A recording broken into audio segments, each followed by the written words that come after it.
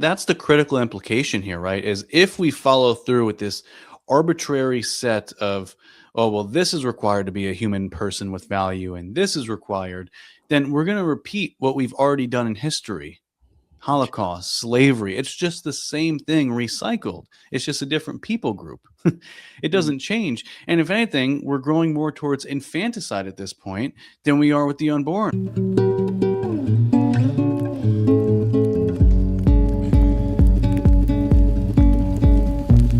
Hey, welcome back to Campfire Apologetics, where I help equip the everyday Christian with tools to help defend their faith in a hostile culture. I'm your host, Mark Hudson, and this is brought to you by the Truth in Love Network that I recently joined. I like to try to get that out of the way in the beginning to make sure that I mention that, but make sure you go to truthinlovenetwork.com. Check out all of the awesome shows, awesome podcasts, and everything available there. You won't be disappointed. But today I am joined by Jacob Vasquez. Am I saying your last name right? Is it Vasquez or Vasquez? Vasquez. Okay. I hope your listeners don't take this too seriously, but Vasquez is the white way to say it. Vasquez Yeah, right, is right. the Spanish way.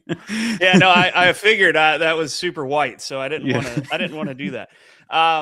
But Jacob is he runs the podcast Truthful Hope. Also, it's a YouTube channel and Instagram, and probably on every one of those social media outlets. But yeah, I wanted to tell the story of how we got connected because you did that on the show when I was on your show, and so I'll do the same thing. But it's kind of funny because we're both in the apologetics world, and Jacob and we both have smaller shows, smaller channels.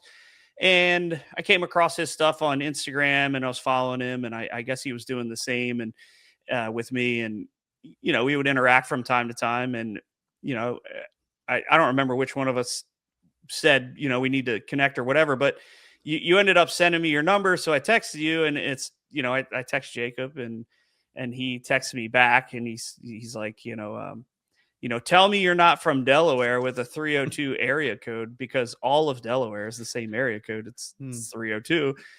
And so I'm like, yeah, are you in Delaware? And so lo and behold, Jacob also lives in Delaware, which is super crazy. I didn't realize that I had a 914 area code because I'm from New York and I lived there for 20 years. So I just assumed that you knew that I was from Delaware.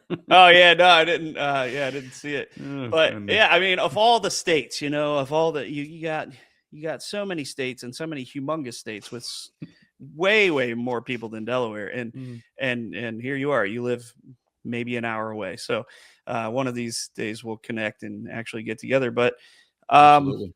yeah, man, I wanted to have you on and talk about the issue, everybody's favorite issue, abortion.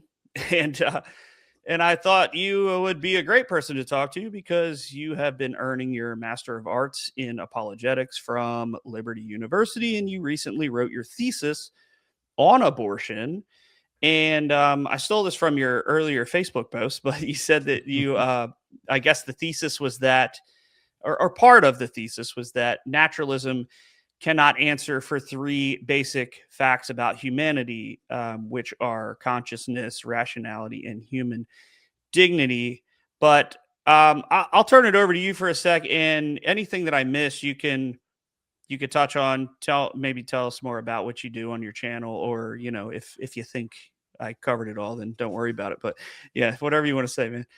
Sure. Well, thanks, Mark. I really appreciate you having me on. This is you do phenomenal work, and we've grown to have a friendship over the last couple of months. But even before that, I was seeing your work and your interviews, and I've always been impressed by how you carry the conversation. So I've been praying for your ministry, and I'm just happy to be here. But my background. So just to give some extra context, I am a full-time bioinformatician. So I'm a bioinformatics scientist in cancer research. So I have my master's in biotechnology with a specification in bioinformatics from the University of Maryland Global Campus. But I'm also an apologist, a Christian apologist. So that's where the master's in Christian apologetics from Liberty comes in.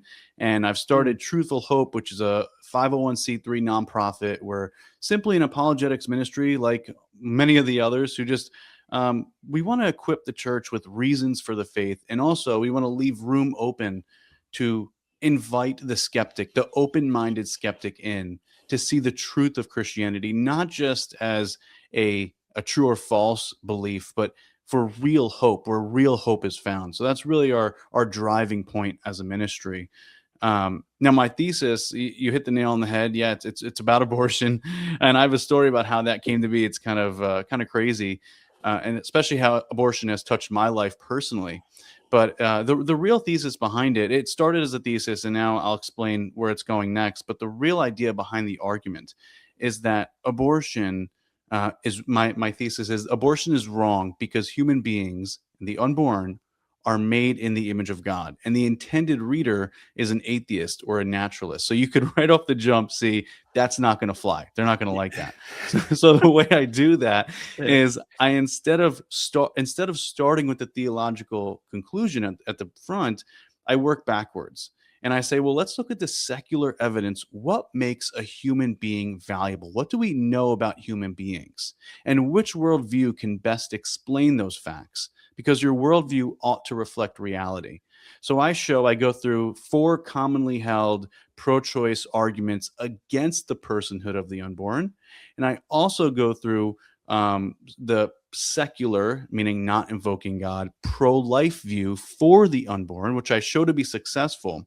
But I aim to show that naturalism, the worldview that no God exists and everything is natural, brought about by natural causes, cannot explain the assumed facts such as consciousness, rationality, and intrinsic moral value or human dignity, whereas Christianity can much better, given the Christian doctrine that human beings from conception are made in the image of God. So my thought behind it is, if we get to that point, if you could understand and accept that Christianity, at least as it relates to personhood, is more true than naturalism, then it follows that abortion is not permissible on a Christian worldview. And I aim to argue that as well.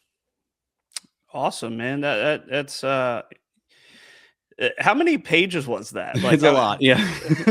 Well, yeah, 'cause it's funny. It's a lot, but at the same time, I had a lot more to write. So the mm, thesis was, I think it came out to 112 pages. okay, I'll send you the link. Maybe you could put it in the show notes for any okay, listeners interested.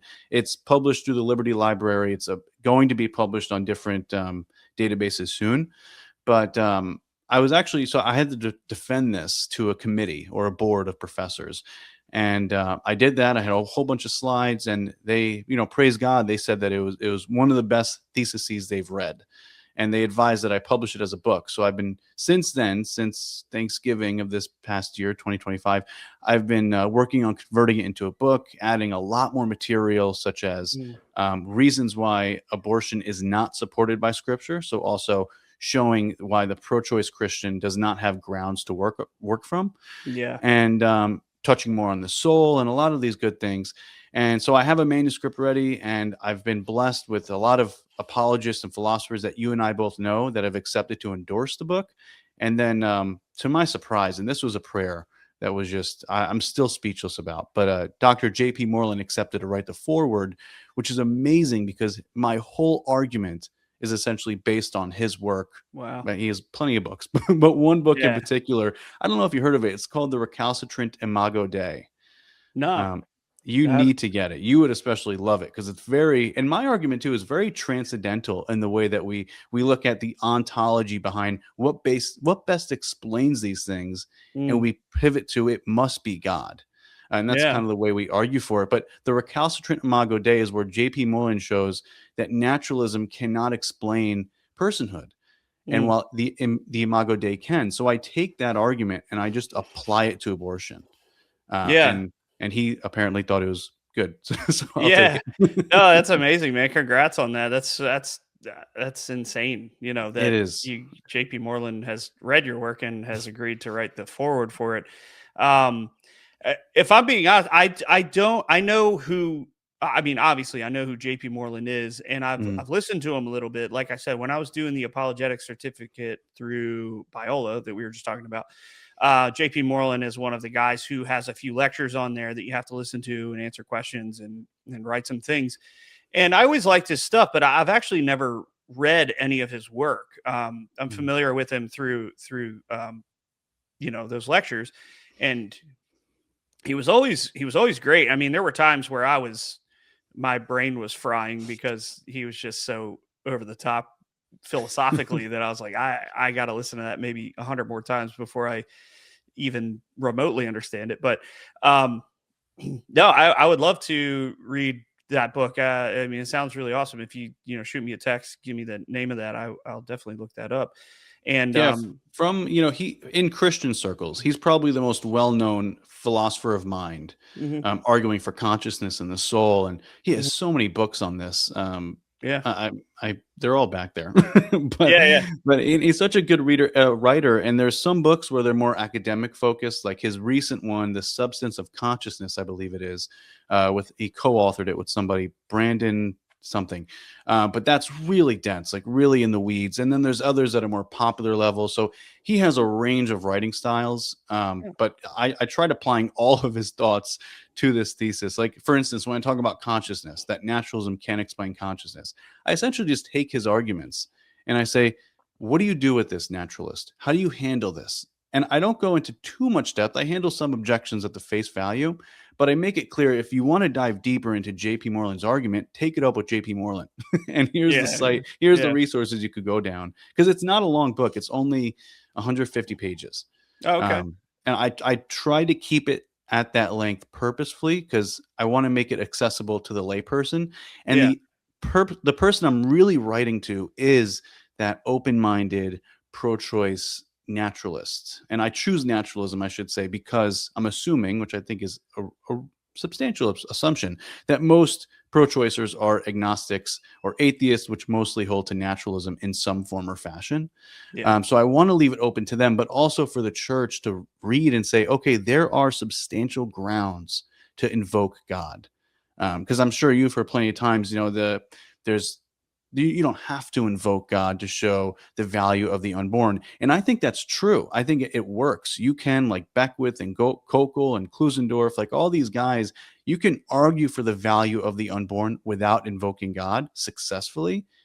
But I think you could explore that further, because then naturalism cannot explain intrinsic moral value, rationality, and consciousness. And I think Mhm, only the image of God can most mhm. adequately. Yeah, yeah, and I think, the image of God is the only thing that can really explain worth, human worth. Um, otherwise whatever, you're just getting rid of some stardust, like who cares? But Right. yeah, You're instrumental value at best. You're yeah, instrumental to the next stage of evolution. Like, that's the best you can do from a right. Darwinian evolution perspective, is that Darwin even said it himself. I don't have the quote in front of me, but he said something to to this effect that I quoted. And it's true, though, because the only way that you could get some kind of value, objectively speaking, from Darwinian evolution is that I'm here to serve the purpose of the next stage of evolved primates or Right, beings, whatever the case may be. right. That's it. And it just flies in the face of our intuitions and how we act on a day-to-day basis. Yeah, 100%. So yeah, I definitely want to get into the thesis and talk about some of those points you were talking about, maybe some of those arguments. And I would also, since you mentioned it, I guess some things you might be adding to your book, talking about maybe some of the points in the Bible that people might point to say that the Bible supports abortion, because as insane a statement that is, people still tend to make that. And I,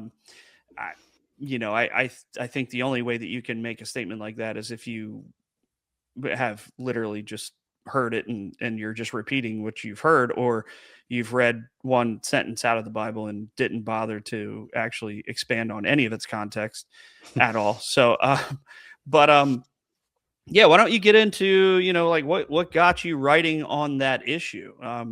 What of all the things you could have written about, why was that your thesis? Yeah, it's a really good question, and it's an important question, right? So when I first started earning my master's in Christian apologetics, I prayed to God, asking, where do you want me? Where do you want me to go? Is it general apologetics? Is it in science? Because I'm in cancer research. Like, where do you want me to go that you can use me most effectively? And it was put on my heart to go down the abortion lane, and my first response was, I don't really want to do that. I prefer not to go down that route. It's very tense, very aggressive. Yeah. But you can't say no to God. So I said yes, right? And I immediately thought of, and I always knew this, but it immediately brought to mind my experience with abortion and how I was almost aborted twice. Mm. When my mother was 4 months pregnant with one child, she thought, she had a really big complication. She was at the gym. She had to be rushed to the hospital. And the doctor said that the baby has passed and they're going to do a DNC. DNC, I believe it is, might be DNE, but whatever it is, to clean out the remains, essentially. And at the very last minute, the doctor came running in and said that they had the right insurance plan, my parents, to run one more check. And in that check, they found me up near my mother's ribs. So she actually had twins. My twin had passed, but because of that last check, they were able to reposition me and I was good. Then by month 8 of her pregnancy, the doctor said that I was going to have spina bifida, which is just a very, very complicated disease where you pretty much can't walk, can't do much of anything. And the doctor recommended aborting. And my mother has had abortions in the past, so it wasn't like too far above her line of thinking. She wasn't a Christian, far Mm. from it. Mm-hmm. And they spent hours in the hospital. They decided not to do that. And here I am, no back problems, no spinal issues, no issues at all. Played baseball in college. But even if I had those issues, it still wouldn't warrant Right. that abortion because I'm still as valuable as I am today as I was back then. So when I tell people this story, I tell them in the sense of the person that you're listening to, the person that you're speaking to would not be here if they would have went through with that abortion. My kids wouldn't be here. My wife wouldn't be here. So abortion, it's not just, and I try and make this point clear, it's not just a political issue. We're talking about in the span of 5 decades, 63 million unborn babies being aborted. That's 10 times the casualties of the Holocaust. Mm. We're talking 73 million babies aborted globally per year. That's 200,000 abortions per day. So if the unborn, and my whole thesis hinges on this if the unborn are morally valuable as you and me, then abortion is the leading cause of death by far. But it's also the greatest atrocity that humankind has ever faced. And that's why I went down this path of writing on this, because of its importance. Yeah, that hits home for you for sure. That's quite the story. Yeah, I was reading that the leading cause of death in 2025 was abortion, which honestly, it's probably the leading cause of death every year. And there isn't a single state where it's actually illegal, regardless of some of the lies you might hear. It might be harder to have in some states, but people are still getting the pill and they're still administering it themselves and they're still aborting in those states. And actually, I think the numbers are even surpassing where they were before Roe, from what I've heard, which is just on. I mean, it's just sad. That's the only way to really put it. Mm. And it's crazy. The whole thing is just crazy to me. I can't put myself in the shoes of anybody that could just think of any way to justify it. And I was listening to a podcast earlier. Joel Sedekase from the Think Institute. I'm not sure if you're familiar with him or not, but he does a lot of really awesome stuff. I'm a big fan of what he does, and he had a couple of medical experts on his show, and they were talking about this issue. And one of them was an anesthesiologist, and the anesthesiologist was basically saying that there's never an instance where an abortion is needed to save the life of the mother, because that's a big thing that people bring up. What about the life of the mother? And Mm. and when you really lead them down that path, you'll find that that's not really their argument. They just wanted to use a deeply emotional argument to justify it in all cases. Because if you ask them, okay, like, what if we allowed it for the life of the mother? Would you then say that it's wrong in every other instance? And they'd say, well, no. It's like, okay, well, then why are you bringing up the life of the mother? Because clearly Right. that had nothing to do with anything. You just wanted to shoe it in there. And he's talking about how there's never an instance where you need to do that to save the life of the mother. There comes a point where you can just do an emergency C-section, or there's other. He used an extreme example of a woman who was in the hospital. She was extremely obese and was having heart issues and high blood pressure and all kinds of other stuff. And of course, the OBGYN comes in, and their first thing is, oh, we can abort it. It's like always it's like where they go Mm. first thing. And it turns out that they were able to treat her, and she was able to take some medicine, and it was able to level her heart out, and it was able to level out her blood pressure, and the baby was totally safe. They didn't need to do that at all. And that's what happens in most of those cases. But one of the points that he brought up that I thought was very interesting was that they always change the wording around to help them justify what they're doing. Mm. When they were thinking about removing this baby, they kept referring to it as a mass. Yeah. That's how they're referring to it, because in their mind, if I refer to it as a mass, well, it doesn't have humanity now. Hmm. You know what I mean? Like, so, and it's the same thing. I mean, people hate when you bring up this this comparison, but it's the exact same thing that we did in the antebellum South. Mm-hmm. We drew a circle around ourselves, and we said we're more of a person than these people. These black people, they're not really people. They're just kind of our tools. They're there for us, and they changed the wording to dehumanize. And the same thing in the Holocaust, which you brought up earlier. They dehumanized the Jews in order to justify being able to kill them. They dehumanized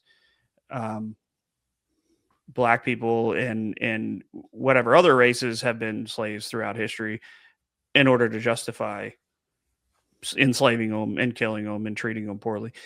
And Mm. yeah, I don't know how much of your research went into the medical side of things, but I don't know if you've heard similar things or not. But yeah, what are your thoughts? Yeah, no, all of that is super important, and that's the critical implication here, right? Is if we follow through with this arbitrary set of, oh well, this is required to be a human person with value, and this is required, then we're going to repeat what we've already done in history. Holocaust, slavery. It's just the same thing recycled. It's just a different people group. It Mm. doesn't change. And if anything, we're growing more towards infanticide at this point than we are with the unborn. Like Peter Singer, a pro choice philosopher, he holds that in order to be a human person with value, you must be self aware over time and experience pain and pleasures. So he roots personhood in sentience, essentially. But guess who also can't do that? The very newborn. So what he said for a long time was that, well, infanticide, the intentional killing of infants, is permissible for about a year or so after birth. About a year after birth. And then about 10 years ago, I listened to Dr. Richard Weikart. He's a Christian philosopher. He debated Peter Singer on Mm. the Unbelievable show, I think Justin Brierly's Oh, podcast. And okay. he debated Singer on this very issue: what makes humans valuable? And he pressed Singer on this. He said, well, when does a human then become valuable? And Singer retracted his original thoughts and said, oh, well, I wasn't correct on that, but now I just don't know. I think we have to figure it out. So we have to figure it out. And in the meantime, we're killing 73 million babies per year. It's just, Yeah. it's horrible. And I think that's the take home is it's kind of like the play that's been played in our culture is make abortion seem like just merely a political idea, something political you don't want to get involved with. Don't talk about it at the dinner table. Don't bring it up because it's offensive. We have to realize that these are actual human beings legally being killed, legally being torn apart, suffocated, poisoned, you name it. These are actual human beings. And this really hit home for me when I had my second son, when I started going down this abortion path, and we saw the first ultrasound. Every parent should be so excited when they see the first ultrasound.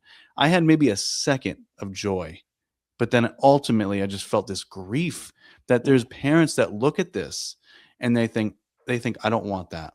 I'm going to kill it intentionally. And that just broke me, and it fueled me to do this research even more, because something has to be done. Right? We were at a standstill. We're at one side is saying yes, they're valuable, the other side saying no. The secular pro-life movement, for as much as I support it, and I think it does successfully refute the pro-choice movement, we've been assuming things that the pro-choicers should just accept. But the issue is, I don't think it's that easy. I think the abortion debate comes down to a worldview issue. It's a worldview issue. How do you view human beings? And that's essentially how I'm tackling the abortion debate in this thesis or book or whatever you want to call it. I'm tackling abortion from the worldview perspective. So any reasonable person hopefully should come to the conclusion that, okay, this makes sense, even though it invokes God and Christianity. So that's the goal. But you mentioned science, and I do have, not in my thesis, I didn't touch on science. I actually assumed science, because despite the lay pro-choicer not understanding this fully yet, the scholarly pro-choice realm really has no issue with the unborn being scientifically human. Peter Singer quite literally said it is a human being from the very beginning. That's just a fact. David Boonen, another pro-choice philosopher, also said human being from the very beginning. This is not controversial, in part because it's so proven, it's so substantial scientifically. Right. Here's what one embryology textbook stated: human development begins at fertilization, when a sperm fuses with an oocyte to form a single cell or an egg. The zygote, this highly specialized totipotent cell capable of giving rise to any cell type, marks the beginning of each of us as a unique individual. Someone might say, oh, well, that's just one textbook. How are you going to quote from one and expect us to believe it? Well, I found this really amazing quote that I think you'll appreciate, Mark. This is a recent survey found from a whole bunch of biologists, and this is a peer-reviewed paper that was published. Here's what it said. I'm quoting from it. It said, since a recent study suggested that 80% of Americans view biologists as the group most qualified to determine when a human life begins, experts in biology were surveyed to provide a new perspective to the literature on experts' view on this matter.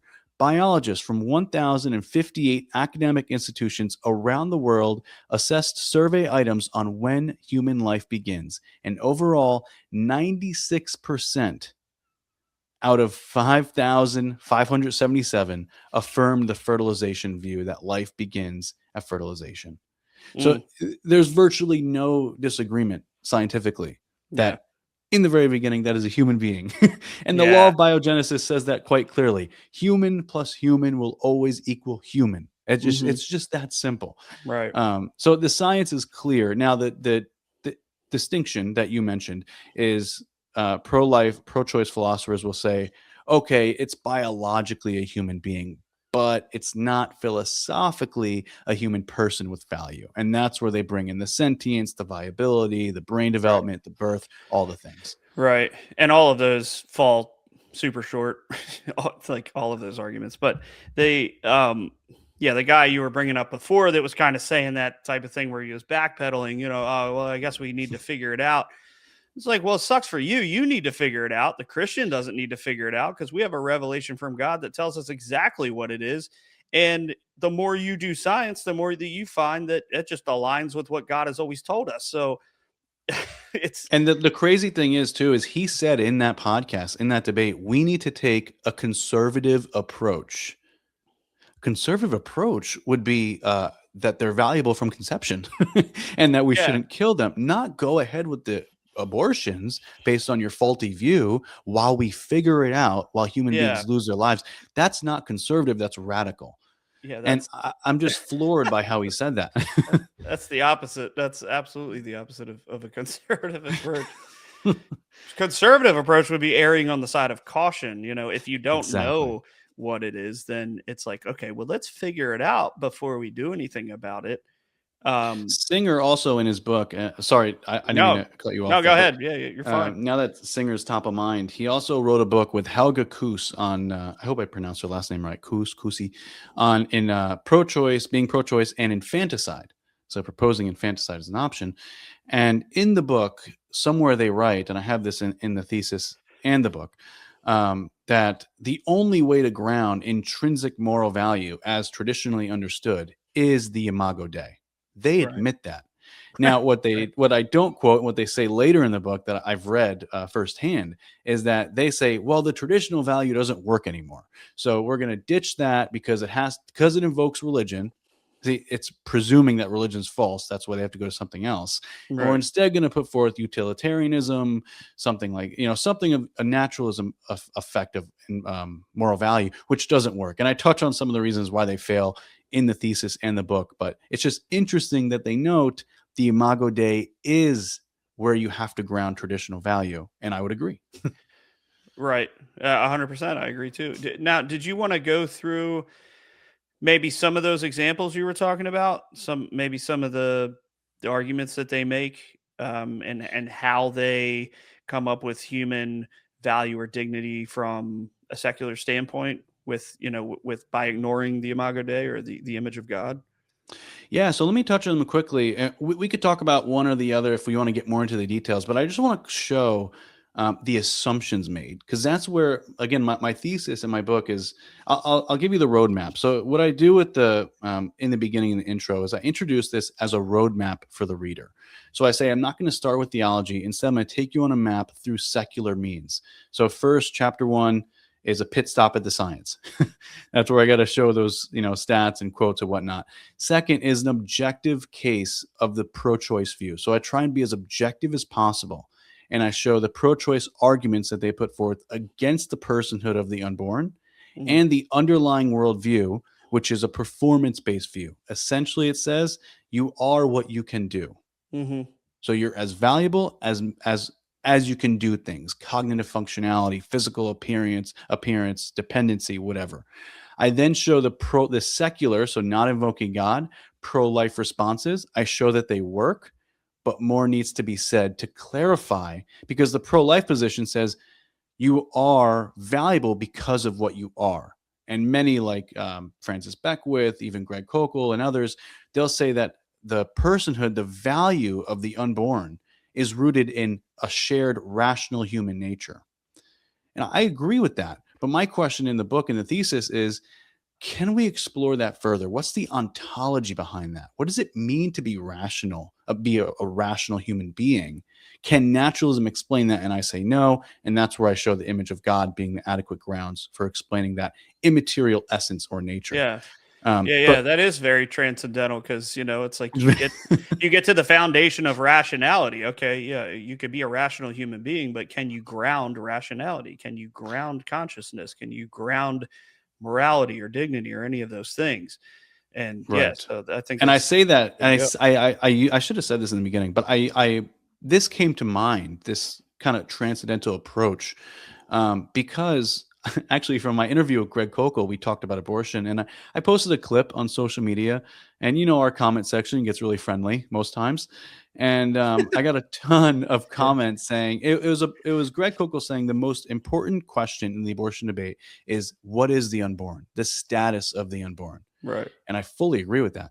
And the comments were saying, so many hundreds saying, so what? Who cares? Why does it matter?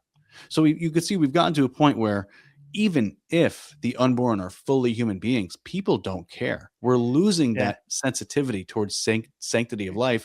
And then I looked at the scholarly realm and I saw the same thing. Judith Jarvis Thompson, pro-choice philosopher, David Boonin, um, yeah. Naomi Wolf, they all said even if the unborn are fully human persons, as valuable as you and me, it is still okay to Mm, have abortion be legal for the bodily autonomy of the mother.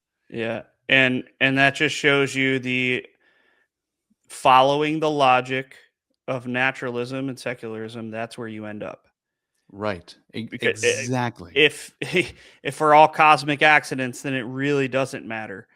Mm. And if you keep following that logic, though, you're going to get to a place where murder isn't wrong, uh, for anybody at any age for any reason. Mm. It's only a matter of time before you get there if you continue down that path. And it's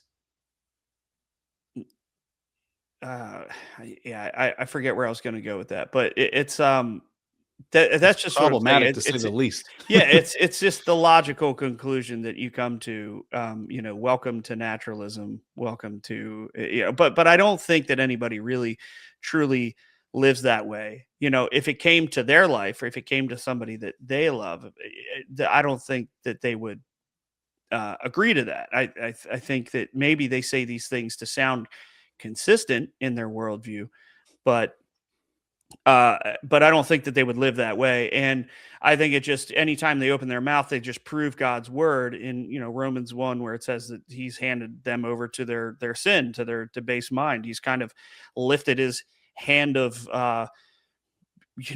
protection off of them, and now they're functioning in a way that they're just ungoverned by any kind of moral compass, like you see in the book of Judges. It's like that the whole point of the book is just watching people govern themselves with no standard of morality or right and wrong. Everybody's just kind of dancing to their own tune, and Well, that's what it's I a that's scary what I thing. aim to show in the major part of the book or thesis is I try and show that those three facts, consciousness, rationality, intrinsic moral value, are what's called recalcitrant facts. Recalcitrant meaning a defeater on a worldview, cannot be explained. And Mhm. that's a whole chapter. It's like 60-page chapter where I just go through each one by one. And when I get to intrinsic moral value, I show, why objective morality cannot be had on naturalism, but also some stern atheists in the past who have been so inconsistent with their views. You know of Richard Dawkins, who says there is no good, no evil, no purpose in the world, the universe we live in, but then says that God is evil and I can't believe in him. Well, that Right. assumes a moral standard. That's Yeah. strange. Yeah. And then Bertrand Russell is another one who God is not was real and I hate him. right. But then Bertrand Russell's another one who says that there's no morality and we're just cosmic accidents, as you said. I'm just paraphrasing, of course. Mhm. And but then he wrote a sincere love letter to a woman that he deeply loved, and he said this is so contradictory. I don't know why Yeah. I'm doing this, and it's because maybe you're wrong. Maybe there is value. Maybe Yeah. human beings are intrinsically valuable, and you can know that. I wonder what Um, that letter looked like, like the chemicals in my brain are firing in a way right now that makes me feel as though you matter, and I really care about you, and for some reason I'm arbitrarily deciding that these chemicals matter more than the chemicals that say that I should hate somebody. Right. That's exactly what it comes down to. So I try and show in that chapter, that large chapter, you can't do it. It doesn't work. And it begs the question, then what can? And that's when I go to the Imago Dei.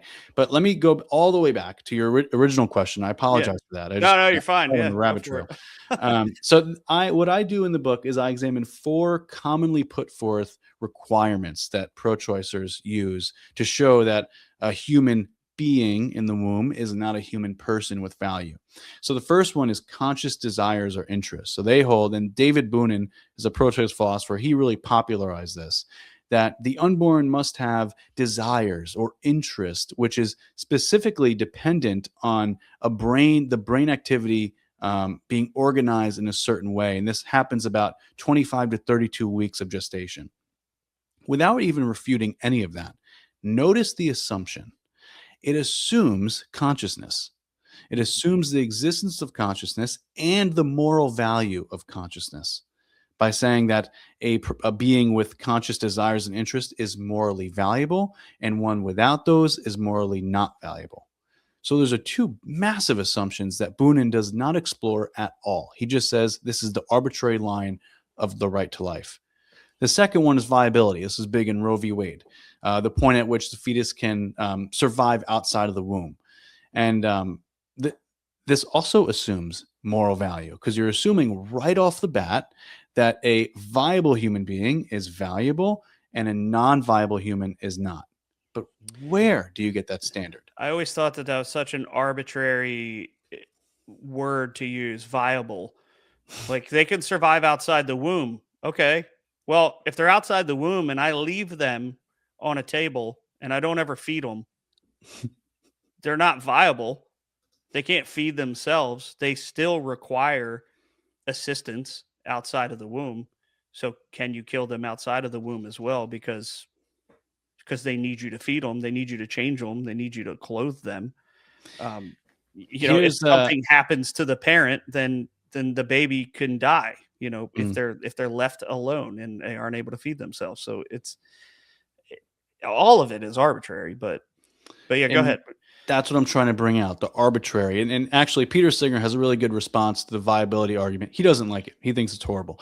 And he says this, and he's a pro-choice and fanticide guy, right? And he said, suppose that a woman who's 25 weeks pregnant is living in Melbourne, a city with excellent intensive care units for premature babies. But she then travels to a remote part of the desert west of Alice Springs, 3 days from the nearest airstrip.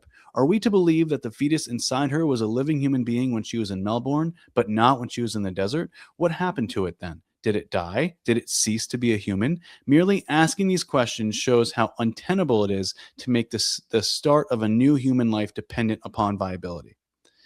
Now, I'm going to share with you a unsettling fact. Some Christians haven't even grasped this, that viability is not sufficient. Specifically, and you probably know him very well as someone I've looked up to, Christian theologian and historian N.T. Wright has not Mhm. grasped that viability is not good means for determining personhood. Here's what he said on a podcast, recent podcast. He said, there may be certain exceptions, of which severe deformity might be one of which, certainly incest and rape would be others. And in those cases, I would say the sooner the better to have the abortion. Because Mm. at a certain point, and I am not medically qualified to say at what point I would draw a line, then this is a viable human being, and that then should be cherished. That is a devout Christian, theologian, historian holding to viability despite believing in the Imago Dei. Yeah, that's So that just fueled my need. And I am nowhere near on the level of N.T. Wright of anything, but I'm right on this one. And I think I mean, it it might be makes this good in a lot of cases. I've heard some wacky stuff from him lately, but yeah, maybe it comes with age or something. I don't know, but maybe. And then just one more thing on viability. I actually have a neighbor of mine who had her baby at 16 years old, and the baby was only 21 weeks old. If I'm not mistaken, that is like tied for the earliest birth, premature birth. I paint this picture in the thesis or book. I say, imagine in that hospital hallway, there my neighbor is giving premature birth to her baby.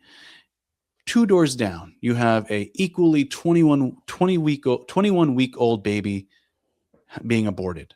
What is the moral difference between the two? Other than one is wanted and one is not. But we cannot treat human life as I can kill you if I don't want to, and I can keep you alive if I do. We Mhm. become God in that case, and we are not fit to be God because we are not God. So it's a real big slippery slope.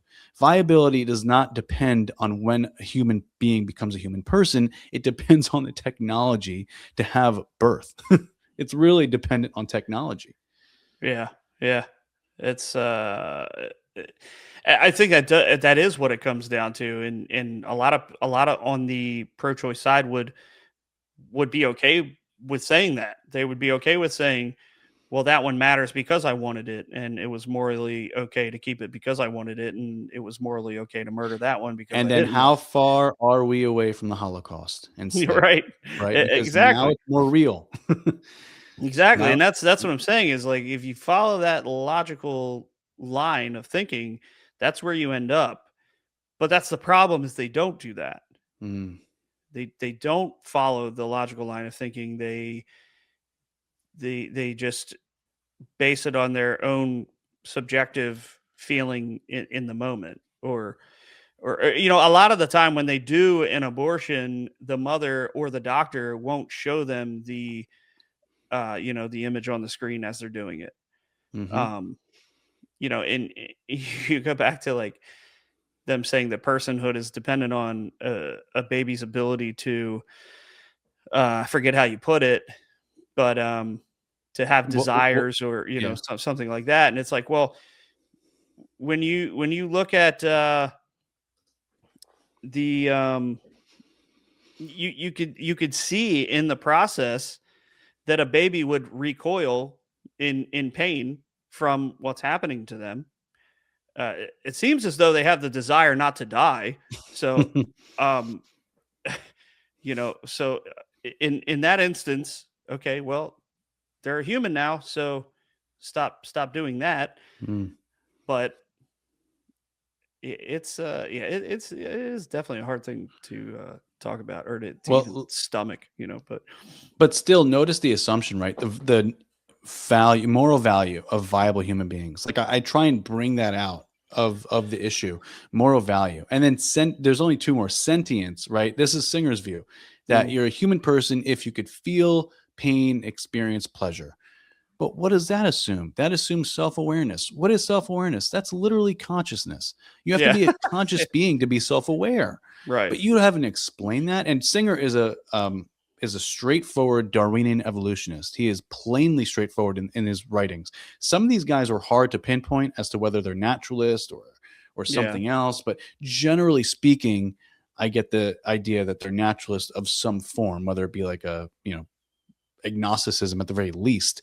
But nonetheless, Singer is straight up Darwinian evolution, and he's holding to a form of consciousness as his way of determining life or no life. right, To me, that's a massive problem. And then the last one is brain development. This is where there's any brain activity, then that person is that human being is a human person. This also assumes moral value because now we're saying brain activity or any brain development is valuable, and no brain activity, no brain development is not valuable. By what standard? What are we going by? yeah. It also assumes that the human is the brain. And that's exactly what I tackle in the book and the Yeah, thesis. And because they really base it on, well, when you die, brain death is equivalent to death. But scientifically, that's been shown not to be the case, actually. And I go through that in the thesis and book. That's a little deeper, though. yeah. Well, yeah. When you get into the issues of consciousness, that stuff gets pretty into the weeds. I've looked into it a bit myself, and I even had an episode on whether or not the brain and the mind are the same thing, and I think that it probably gets a little bit into the weeds, but probably only as deep as I'm able to go, because it gets pretty pretty crazy from some of the stuff that I've read. I'm like, I don't know if I could even really articulate that or explain that, so I'm just going to stick to the points that I can. Yeah, And go I from there. handle some of it. And like I said, I'm riding on the shoulders of JP Moreland because he has Yeah. done so much work in here. Um, and he does a fantastic job. I think he presents 5 reasons why the brain is not consciousness, that it's not the same thing, that mental states are not physical. And he says there is a raw qualitative feel, or what it is like to have a mental state such as pain. At least many mental states have intentionality, ofness, or aboutness that's directed towards an object. Mental states are inner, private, and immediate to the subject having them. Mental states require a subjective ontology, namely, mental states are necessarily owned by the first person sentient subjects who have them. And then, lastly, and I think most importantly, mental states fail to have crucial features like spatial extension, Mm. location, that characterize physical states and in general cannot be described using physical language. So, this leads to um, I present J.P. Moreland's argument for theism with consciousness, but we also talk. I also talk on things like emergentism. People will say, "Well, the consciousness just emerges when the brain is of a certain way, or the neurons are firing at a certain rate." But that's not a solution. That's just a label for the problem.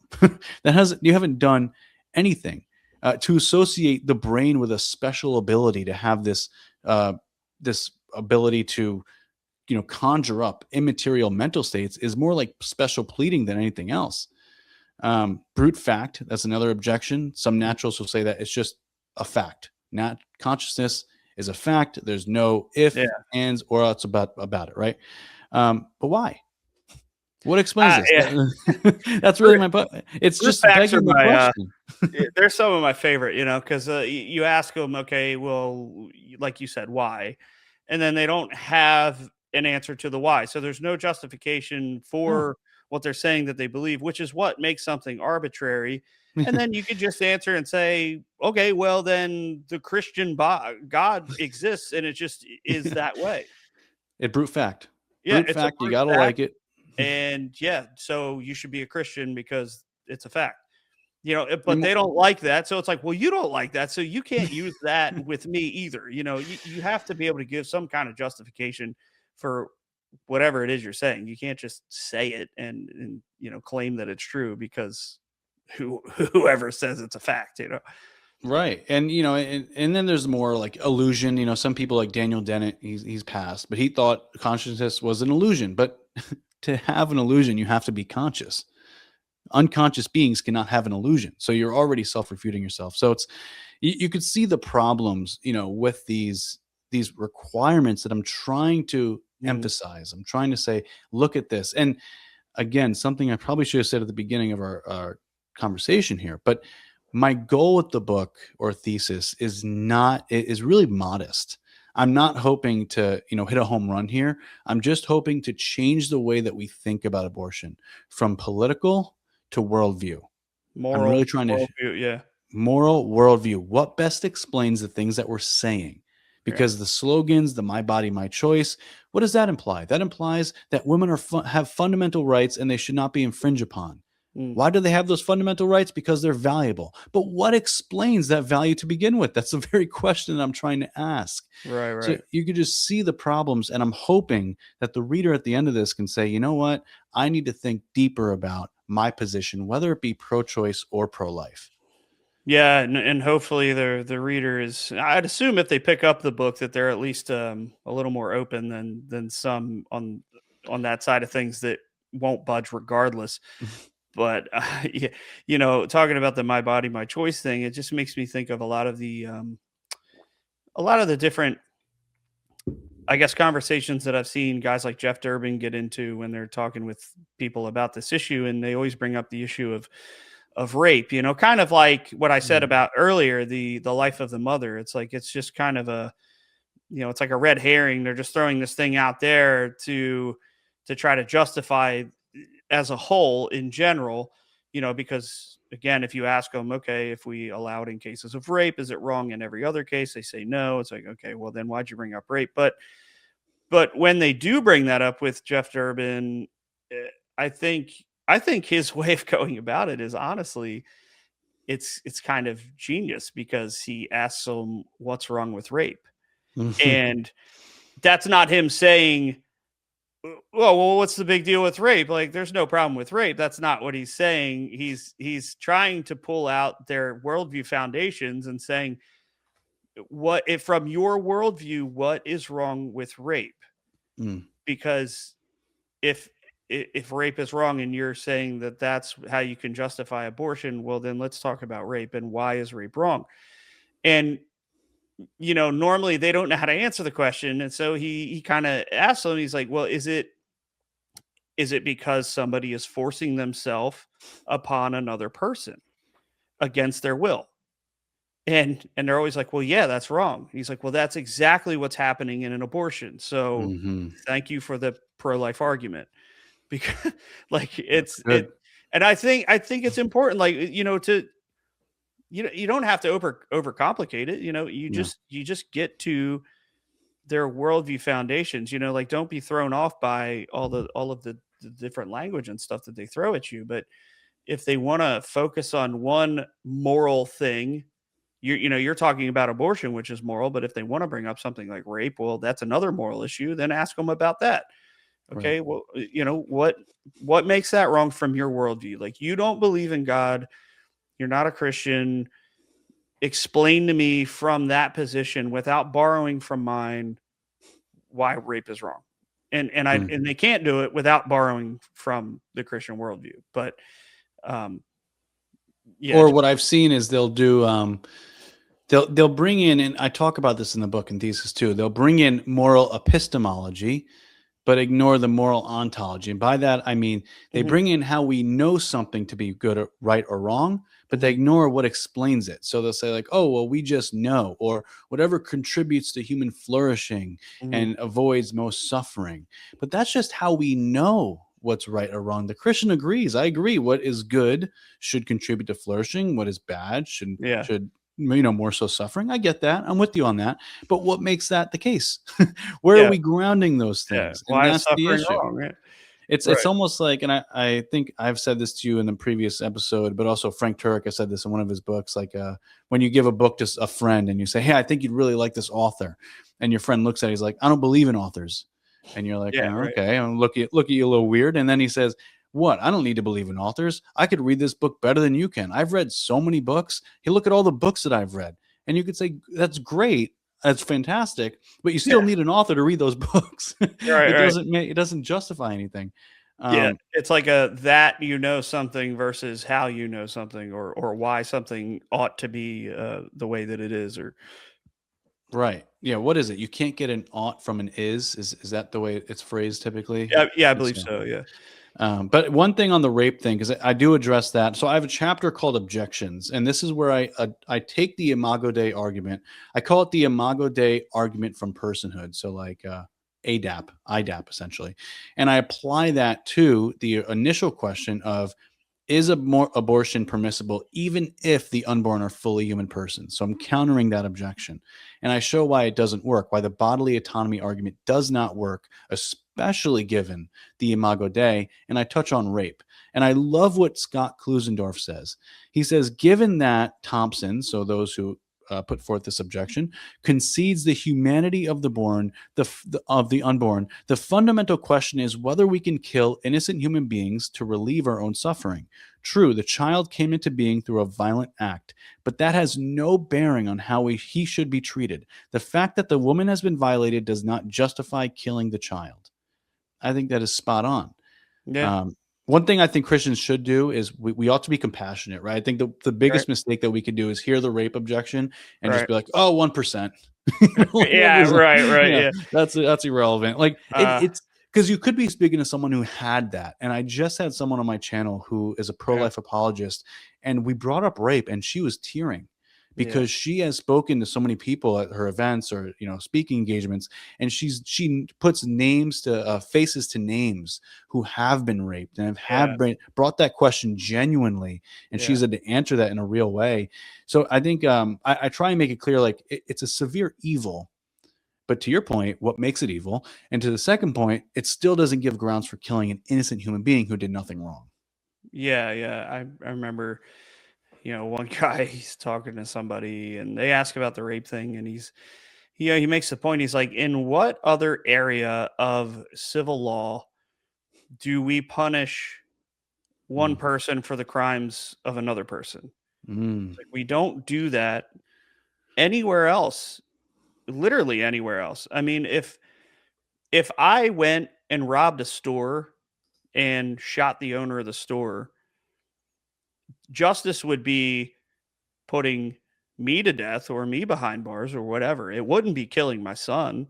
Mm. That wouldn't really make any sense.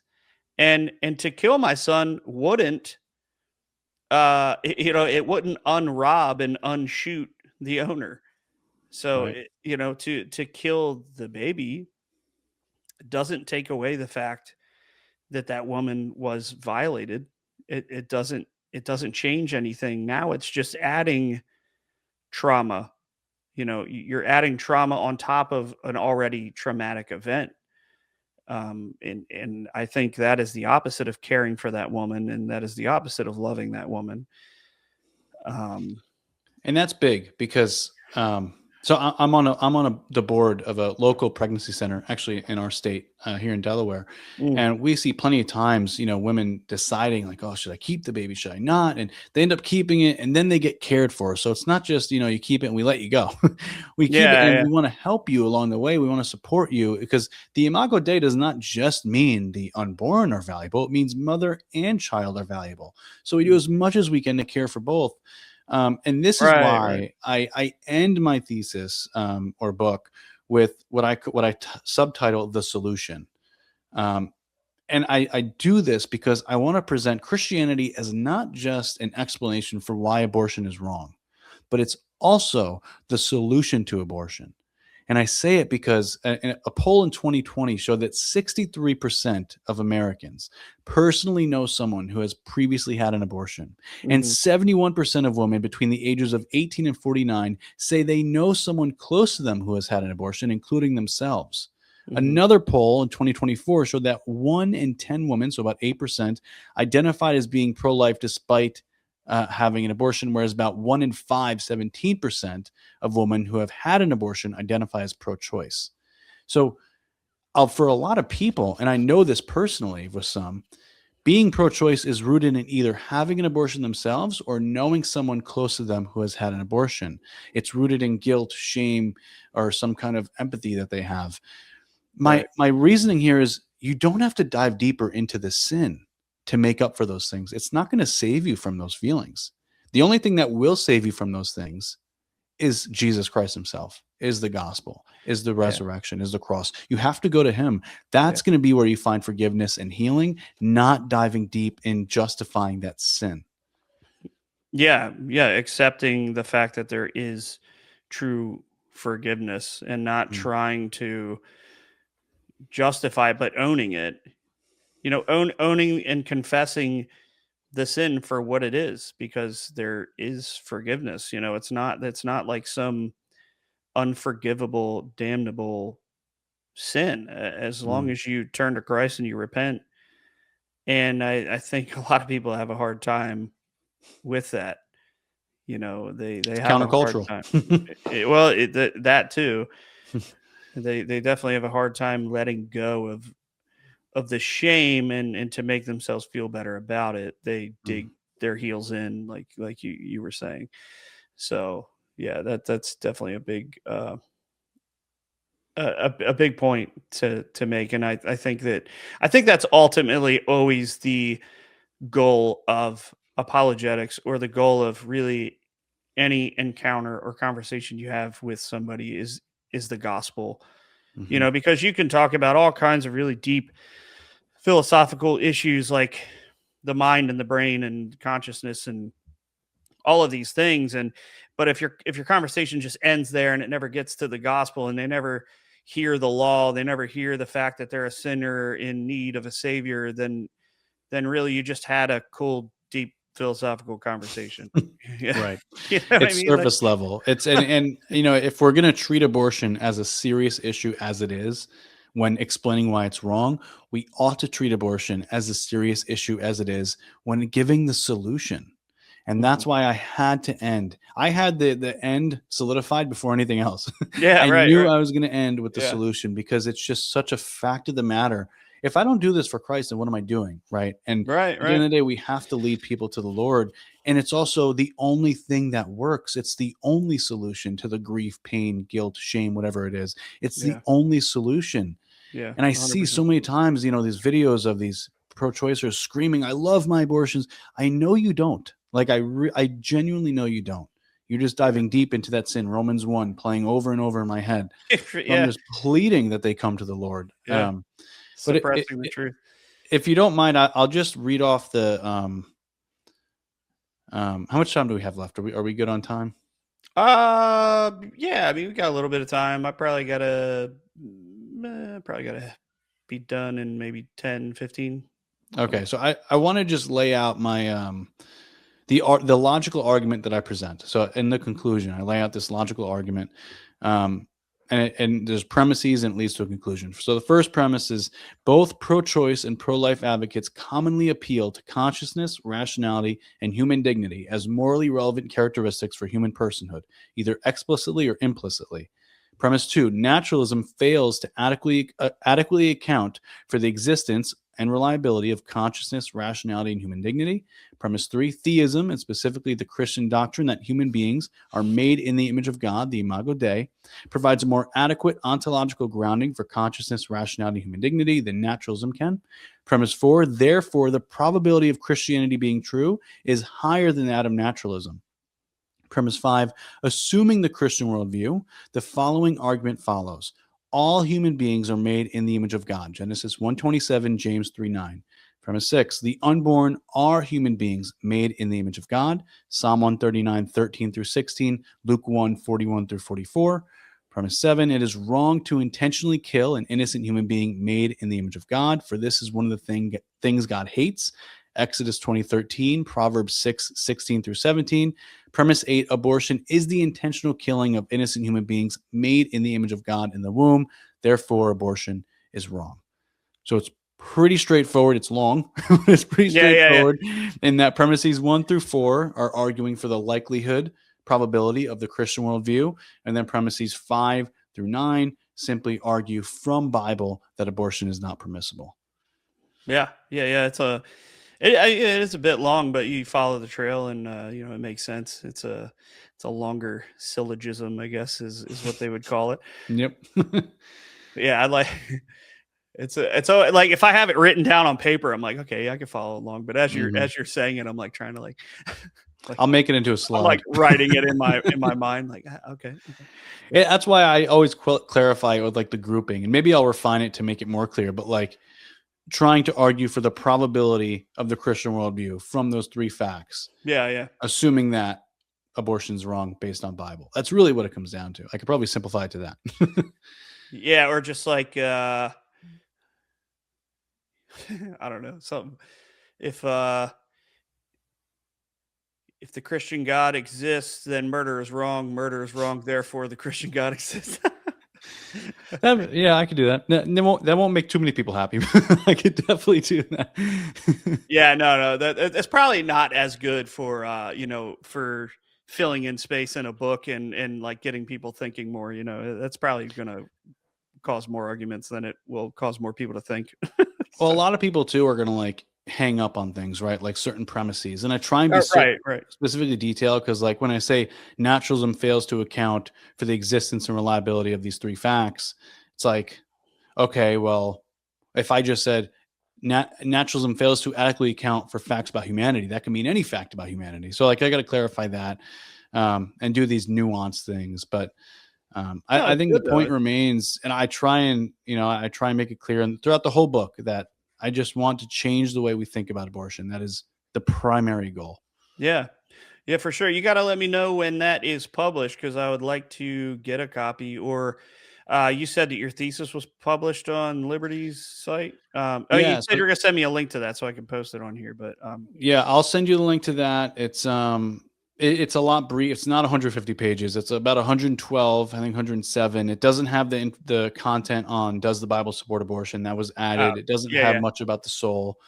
So I definitely added things. I changed things around. But if listeners are interested in checking out what was originally posted in there, then absolutely, yeah, I'll send you the link. You can put it in the show notes. I would love to, send you a copy when the book is done. I have a publisher in place at the moment.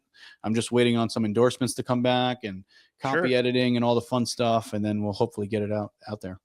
Yeah, I'd love to read it, man. This is an issue that I'm pretty passionate about, and it's an important topic. I don't think you can write enough about it. There are a ton of books on it, but there's a lot of good stuff out there. There's a lot of good arguments against it and ways to make people rethink their position, and I think that's a good thing. So I definitely want to read that. And also, text me the name of that JP Moreland book because I'm curious about that one as well.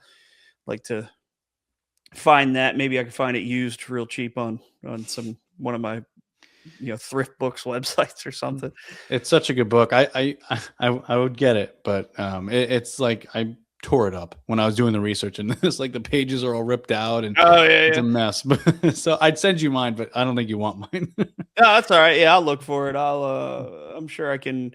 I don't know. Maybe I can find a PDF and download it on the phone, or just I'll just order one. Whatever. But I have quite a few books I got to get to, but sometimes I know the problem. Sometimes they move up the ladder, depending on how interested I am in it and how much I need to read it. But again, if I start like that seminary type stuff, then I have a feeling all the books that I want to read now are probably going to take a seat on the back burner because I'm probably going to. And you'll find more books that you want. That's the problem. That that I fear that as well because there's already such a big list of books that I want, and my wife's always yelling at me like, "Did you get another book?" Yeah. I did. I'm very familiar. Yeah. But yeah, man. Well, dude, thanks so much for taking this time. I know it was kind of hard for us to schedule some time, and it was also a busy time of year too. So Yeah. that didn't help, with all the holidays and everything, and you finishing up with school and everything. So do you now have your master's or your master of arts in apologetics? Yeah, I finished all the Nice. course requirements, just waiting on the diploma to get sent to me, and then good to go. But at the Awesome, moment, man. we're all good. Yeah, congrats. That's amazing. That's really Thank you. awesome. So I know that is probably a weight lifted off. It's a lot of work that you had to do over the last couple of years. I've seen plenty of people going through seminary, and it looks pretty rigorous. So It's uh, fun. yeah, You'll more. love it. It's fun. We do it regardless, right? We're doing Yeah, that work yeah, even if we're right. not in seminary. So to me, it was just like organized. And that's one of the reasons I want to do it is the Yeah, organized part of it, because my study is all over the place, yeah. so if it's organized and it's pointed in one direction, then I feel like I'll get much more out of it than just me jumping from one topic to another. My brain doesn't let me just focus on one thing, and I'd probably be so much better at some other Mm. things if I would just stick to one thing. But No, you're doing great. I think you could definitely do seminary, but even without seminary, you're doing amazing work with the ministry and whatnot. And but yeah, I'll try and keep an eye out for any seminaries. But I know what you're considering is a good option. yeah, no, I appreciate that, man. Yeah, it's definitely on the radar, and I'm leaning more toward it than not. So I think I'm getting closer to making a decision in that direction, but we'll see. Got to talk to the wife and get Yes. get more yeah, figure out all that stuff. So, but yeah, man. Again, thank you so much for coming on and talking about this most important issue. Mm. I wish it was an issue that we didn't have to talk about. Mm. It's kind of like, again, Jeff Durbin, he brings up, he says, please help me to stop doing this ministry, Right. because I don't want to do this ministry as far as End Abortion Now goes. That's their site, their ministry for it. He's like, I pray that this ministry ends one day because abortion ends and I don't have to do this. Mm. And so, unfortunately, it is a conversation that needs to be had. And it's a hard one to have. And I thank you for having it and doing the research that you've done and doing the work that you've done and your thesis and the book that's coming out. All of that stuff is really exciting. And anybody who caught this episode and you made it this far, check out Jacob Vasquez. Don't say it like a white guy. Don't say Vasquez. Yeah, Jacob Vasquez, Mm. Truthful Hope. Look him up on YouTube and Instagram, and he has a podcast as well. I know you're on Apple. I don't know if you're on Yep. other platforms as Spotify, well. Apple, all the good stuff. Cool. Yeah, so find him and listen to his stuff. He has all kinds of really awesome stuff. He has all kinds of really good guests on there. Always thought-provoking stuff. So yeah, brothers and sisters, thanks for watching and listening. And just remember to always be ready to give a reason for the hope that is in you, and to do that with love and respect. And we'll see you next time. Thanks again, Jacob. All right. Thanks, Mark. Bye, guys.